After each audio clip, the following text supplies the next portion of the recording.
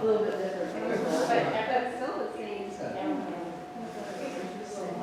Kind of got me interested in kind of learning a little bit more. I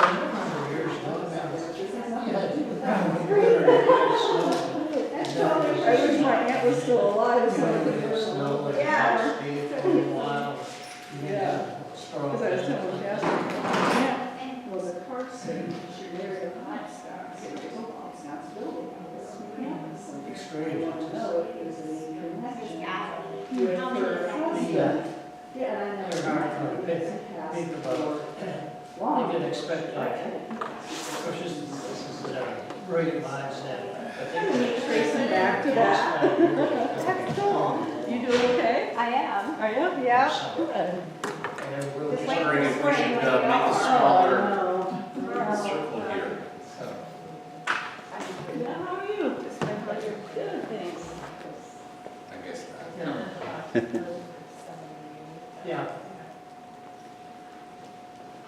That's just, All right, well, let's go ahead and begin. We're Oh, my goodness. past 7. 7 o'clock already. Yeah. All right. I'm wondering if people are assuming that No school. Yeah, no school, no life. I don't follow those rules, but the morning women's Bible class does.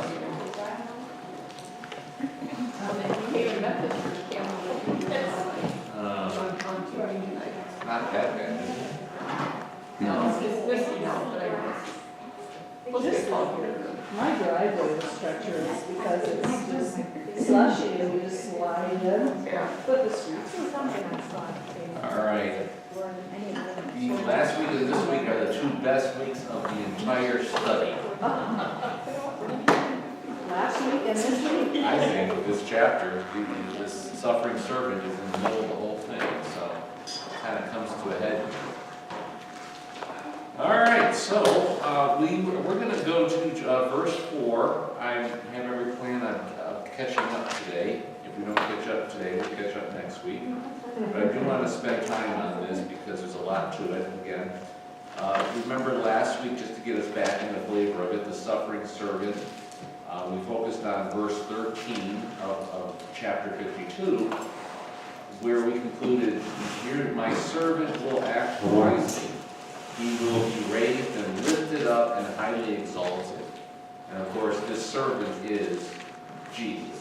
It's a messianic prophecy of Jesus. He will be lifted up. And chapter 53, for the most part, until we get towards the end of it, is first, I would suggest, first maybe 3, 4, 6 feet, however high it was from the ground, Jesus being lifted up, and Jesus himself says that he will be lifted up like the serpent in the Gospels, like the serpent that was put on in the Old Testament. Moses put the serpent on, and people looked upon it and were healed from the serpent bites and things like that. So it's definitely his being lifted up. His first few feet are the ones where he's lifted up for the atonement for the world. And so that's really important to understand, because then we go into the suffering servant. And remember, he's acting wisely. And there's a contrast being made between God's wisdom and man's wisdom, because you'll notice when, as we describe it, when people are looking at his infirmities and everything, people consider him stricken, smitten by, afflicted by God. So from the human perspective, the crucified Christ is being seen like anybody being crucified. He's a loser. He is a man who's condemned to death, and he must have done something bad or wrong. His ministry must be in shambles, and he must really not be the Son of God, because now all of a sudden this Messiah finds himself dying. And you have that being put on there. From the human perspective, this is not salvation. And hopefully I made the point last time, we need to understand that when we get to the suffering servant, we have a contrast to humanity's understanding of what it means to be a Messiah, to be a hero, to get along in life, because it smacks us in the face. This is where everybody misses Jesus, right? We talked last week about the fact that the disciples, even being told that he was going to be handed over, crucified, and resurrected, when it finally happened, you could tell that the disciples weren't ready for what Jesus was telling them was going to happen, because even his disciples scattered and they were afraid, and they were forlorn at the crucified Savior. The fact that they took Jesus, he was a loser. He did not triumph. But in fact, from God's perspective, what is Jesus doing? He's the wise servant who triumphs. Okay? And this theology of the cross is so important for us. You do not get Christianity unless you get that point. That when you're met with the gospel of Christ, you're met with something that's so opposite what we think. And we always try to turn the gospel into a prosperity gospel, a theology of glory. And what I mean by that is we think that being a Christian has everything to be on the right side of life in this world, when Jesus doesn't say that. He may heal somebody in their temporary condition, but he's always driving, in his ministry, he always drove people to what was going to happen to him. It was all going to bow to the miracle of the cross and the resurrection. And that's exactly what Isaiah is prophesying here. Okay? And this is really important because in real practical terms, we all go through all kinds of trials in life, right? We go through all the pains and sorrows and disappointments of life. That's where Jesus meets you. That's where the cross meets you. And if I can have a different perspective on that and in my life, then I begin to understand what the gospel is. It is about an eternal salvation, and it is about carrying a cross and following him, who is not a loser in the end. He actually wins for the sins and dies for the sins of the world. Okay? So in verse 4, surely he took up our infirmities and he carries our sorrows. Yet what do? We consider him stricken by God, smitten by him, and afflicted. Okay? So this whole thing is really important. This speaks of his submission. So think about it. When we first think about Jesus, who does he submit to? Who does Jesus submit to? His Father, but he's also submitting to us in a way. And that's what this brings about. He's submitting to his Father, but what is Isaiah saying here? He takes up our infirmities. We own them. They're ours. But now that he takes them from me, he owns them. All right? He who knew no sin, anybody finish it? Became sin for us. So, was Jesus the sinless Son of God? Yes. Was Jesus the most sinful human being in the earth from a practical standpoint? Absolutely. That's how the Father saw him when he was being crucified and suffering. Okay? So this speaks of his submission to become me. He submits to his Father, and in submitting to his Father, he becomes me. He becomes my place. That's why we talk about the vicarious atonement. All this is vicarious atonement. And what Christopher Hitchens saw as so repulsive and so irresponsible to see that a God like this would actually exist, that vicariously we are redeemed through Christ. All right? It's amazing. But I would suggest that Christopher Hitchens was speaking honestly about what an atheist actually thinks. If that atheist is being met with the gospel, instead of submitting to the beauty of the gospel, he's going to be repulsed by it. And he is the repulsed one too. That would see that this doesn't solve anything. There should never be a Savior that dies for the world, because it takes away the responsibility that should be what? Yours. And in one sense, he's right, but he's not willing to recognize the love of God goes that far, and he's too arrogant to submit to it. And then, therefore, our arrogance doesn't submit to the reality that he takes up my infirmities.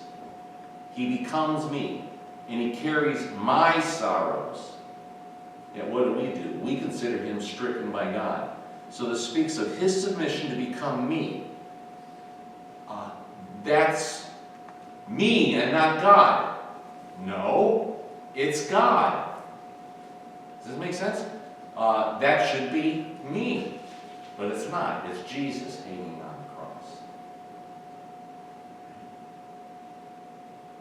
They're my infirmities, not his. And look at that. They're not mine. They're his. No, they're not. They're mine. Yeah, they're his. See how that works? He took up my infirmities, all right? But what are we going to do? We're going to consider him a loser from a human perspective. This is no way to obtain glory from any human idea.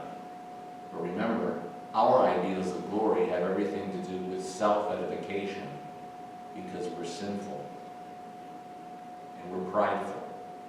And our prideful, sinful human natures can't get this. It can't. It won't accept this. And that's where the struggle happens for us. There's a part of you that doesn't want this. It's when your arrogant side comes in and your pride. Because to accept this is completely without pride, right? It's the beggar who accepts this, the one who realizes he's nothing without Jesus doing this for us. And it creates a humility in its place. Does that make sense? Okay? But he was pierced for our transgressions, he was crushed for our iniquities. There's vicarious atonement all over the place. The punishment that brought us peace was upon him, so he does not know the peace. See? Any thoughts or questions on that? And by his wounds, we are healed. This is true salvation.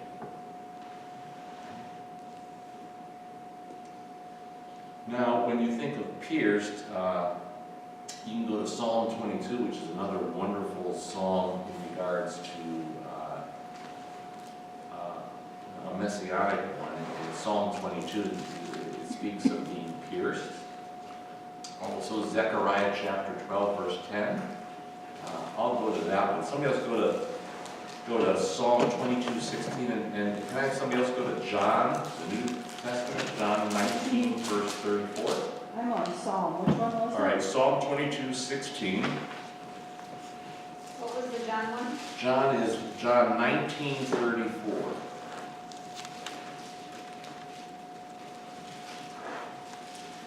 Go ahead and do the Psalm one. Dogs have surrounded me. A band of evil men has encircled me. They have pierced my hands and my feet. Okay. This is before crucifixion was around. Okay, this is during, of course, the time of David, which is around 1,000 years before Jesus. All right? Of course, that becomes a prophecy. The band of evil men, who are they? Remember what they do. Well, number one, they crucify him, and then they divide his clothing and all that, right? And he's also being crucified with a couple of evil men, right? In Zechariah 12, verse 10, it says,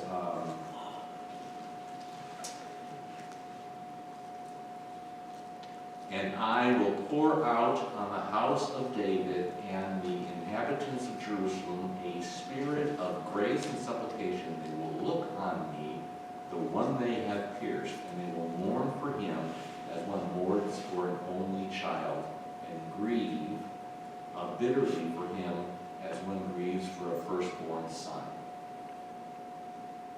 Jesus, of course, is childless, and he's a firstborn son to Mary. Okay? New Testament. Instead, one of the soldiers pierced Jesus' side with a spear, bringing a sudden flow of blood and water.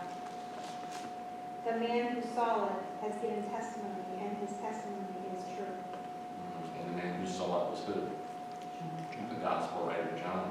He was the only disciple that was there. All the other ones were hiding. Okay, so he's an eyewitness. So not only is he pierced hands and feet, he's pierced in the side. What comes out? Blood and water. If you have your blood and water separated, what are you? You're dead. You're dead. Okay?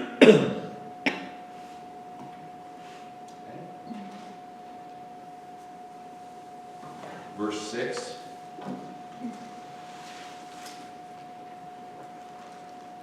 We all like sheep have gone astray. Each of us has turned to his own way. And the Lord has laid on him the iniquity of us all. Great verse to maybe suggest that while the Lord is doing this, laying upon him the iniquity, what are we doing? What's our natural tendency? Are we adhering to him? No. We're going astray. That's our lot. He was oppressed and afflicted, yet he did not open his mouth. He was led like a lamb to the slaughter, and as a sheep before her shearers is silent, so he did not open his mouth. This is really interesting. Now, if you do a study, which I did in the Gospels, and you look up where this actually happens, I'd like to do this with you. Let's all together go to, it's interesting, when I can remember when I was a kid, I would read this, and I would say, well, he wasn't always silent through the whole thing, right? Did he sometimes respond to people when they asked him when he was on trial and whatever, or when he talked to Pilate, or when he, right? Mm-hmm. But there were times when he was silent. There's a really interesting thing about the times he was silent. Okay, let me just show it to you. To fulfill this prophecy, Matthew 26. Go to Matthew 26. Of course, when we go to Matthew, what we're doing is seeing the fulfillment in the New Testament, right? Of what happens to him during his passion. Matthew 26, verse 59 through 63.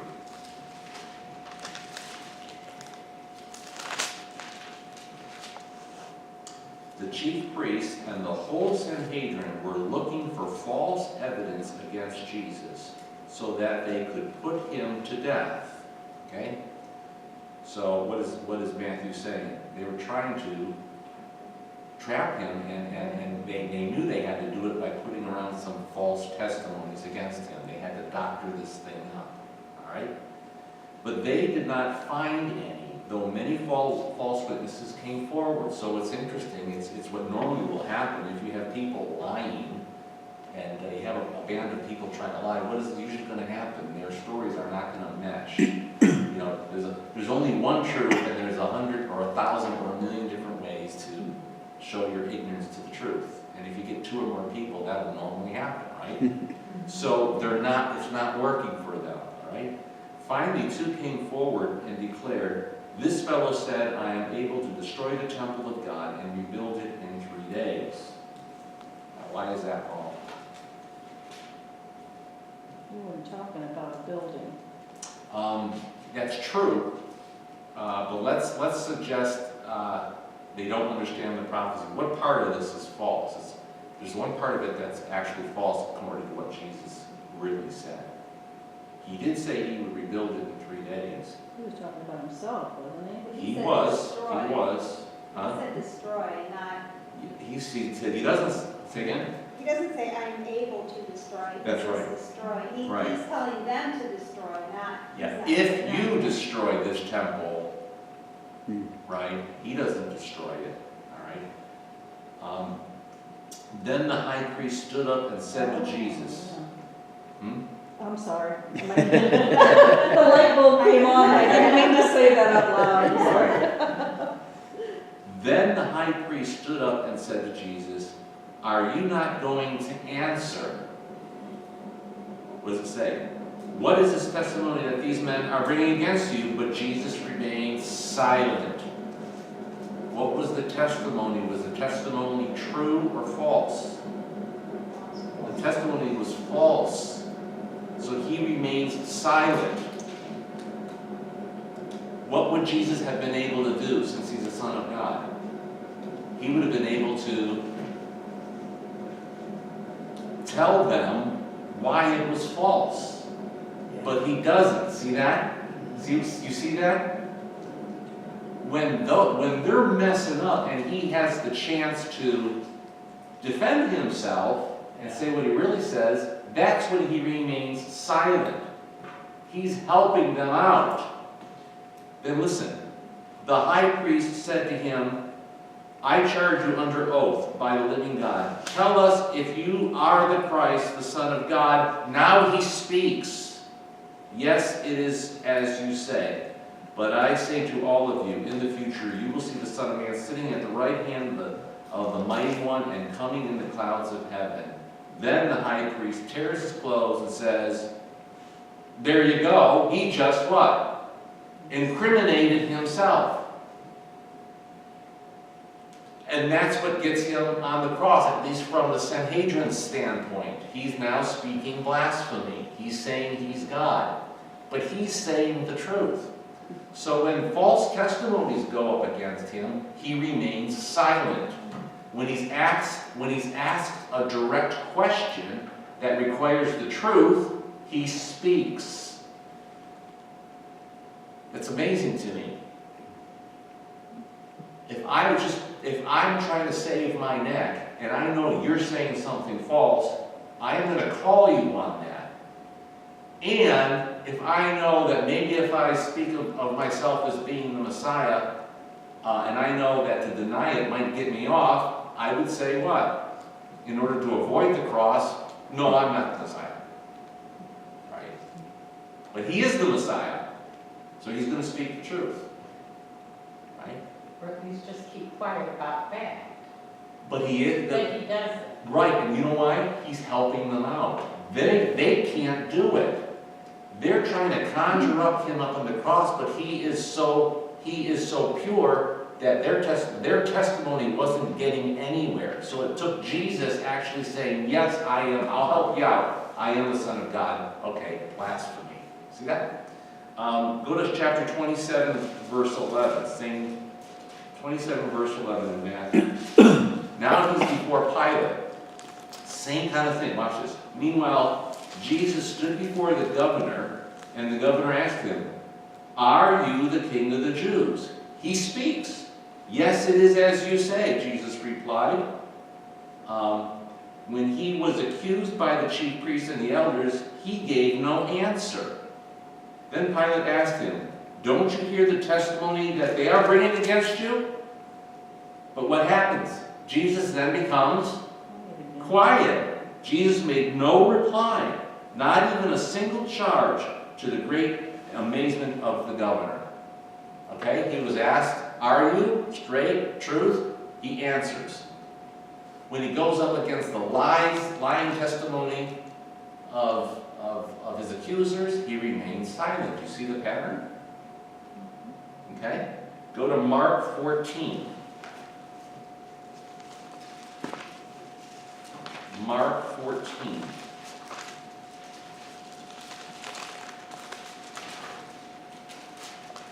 Verse 57.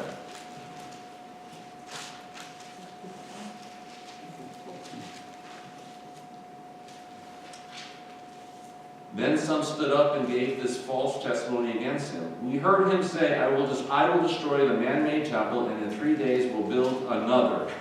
See, notice it's interesting that this is one of the things that confirms the Gospels to be true. It doesn't it? Because it's exactly how people would. Yes, and it's different than Matthew. Oh. See, it's not like they're conspiring. It's different, but it's the same. It's the same, just as the same point. But Mark is all of a sudden speaking from a different perspective, but he's saying the same thing. But notice what he says. I will destroy this man-made temple, and in 3 days we'll build another. Well, that's not what Matthew says. And if you're trying to say, see, they don't line up. This must be false. No, this shows that it's true. Because what you have, and in fact, if everybody's saying the exact same thing, all right, this is what I tell the kids at school, at class, when I'm telling them why the Gospels, when there's 4 of them, they're all saying the same thing, but when you get into the nuts and bolts, they're not saying the same thing, but they are saying the same thing. That's when you know it can be true. I said, for instance, before I walked in here, something happened in the classroom. Let's say someone broke the windows broken. And I said, what what do you think I would do? And none of you are talking. I said, who broke the window? And all of you remain silent. What am I going to do? I'm going to take each of you, and I'm going to take you separately and get your testimony. Now, and I will be able to find out if, let's say there are as many people as you right here, and all of a sudden I ask you each the question, and you say verbatim the exact same thing. What am I going to conclude? It's rehearsed. You all talked about it, and it's a lie. You're covering up, see? But if you all told me the story, and you told me the same story, but from your perspective, that's going to hold to be the truth. See that? This is the same kind of thing. And this happens in the Gospels all the time. All right. That's a side note there, but that's a very important point for us to tell about those people who would suggest to you differences within the Gospels. That strengthens the argument of the Gospels. Absolutely does, especially when you know Matthew and John are actually eyewitnesses. Mark and Luke are not. Mark is getting his information from Peter, and Luke is getting a lot of his information from Paul, but also Luke, being a doctor and well-educated, went around and he researched this stuff himself, and he actually says he does that. And you'll find the differences. You can see where they're coming from. You can find what they're doing is researching for the truth. It's incredible. Okay, so we heard him say, I will destroy this man-made temple, and in 3 days will build another, not made by man. Yet even their testimonies did not agree. Then the high priest stood up before them and asked, are you not going to answer? What is this testimony that these men are bringing against you? But Jesus what? You could predict it. He remained silent and gave no answer. Okay? And again, the high priest asked him, are you the Christ? Does he answer? Yes, because he's being asked a direct question. All right? Remember when sometimes the people would come up to Jesus, there's one part where they asked Jesus to solve something for them. I'm trying to remember what it was, and they said, we have a question for you. They're trying to trap him. And then he responds, and they can't answer his question, and he says, neither will I tell you. It's the same kind of thing. It says, if your motive is wrong, I'm not going to what? Give you the answer. And he's going to do the same thing with Herod. I think that's the next one. Luke chapter 23. Luke records the fact that when Pontius Pilate is talking to Jesus and he finds out that this is part of Herod's jurisdiction, he tries to hand him off to Herod, right? So they send him to Herod, and chapter 23, starting with verse 8, Herod was, okay, good, because I wanted to meet this Jesus that I've been hearing about. Look what happens. And with everything that you know so far. When Herod saw Jesus, he was greatly pleased, because for a long time, he had been wanting to see him. From what he had heard about him, he hoped to see him perform a miracle. He wanted this circus act kind of a thing. He plied him with many questions, but Jesus what? Gave him no answer because of Herod's what? Motivation. His motivation, what did you say? Blasphemy.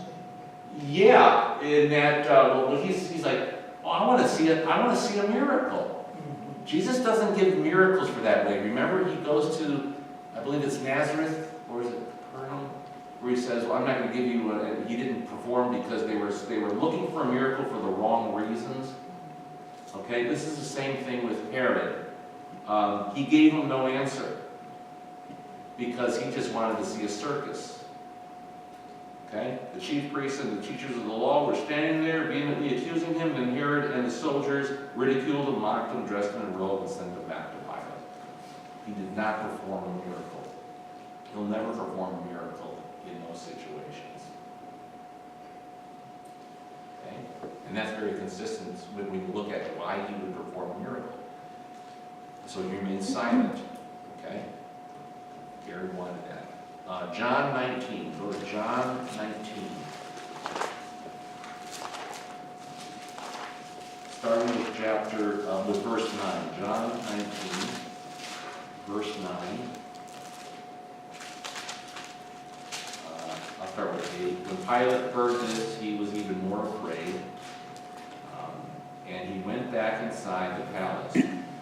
Where do you come from? He asked Jesus, but Jesus gave him no answer. Do you refuse to speak to me?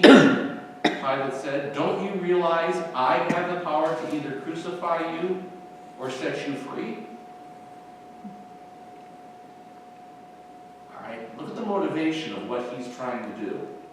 Look, so Jesus doesn't speak, and then he speaks to that one because Pilate is now, he's going to correct Pilate. And he's going to say, you really don't have the power.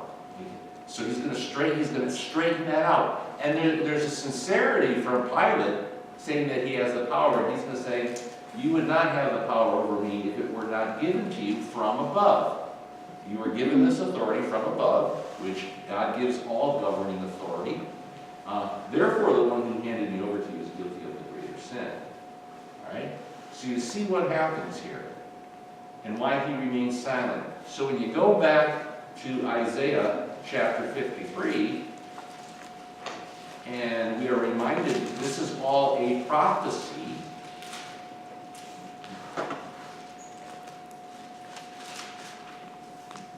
Let's read it again. Isaiah 53.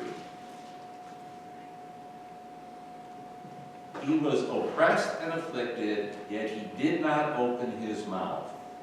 Why? This is so incredible to me. You get the details in the gospel. He would not speak against the oppression. He would speak truth when it's, are you the Son of God? Yes, I am.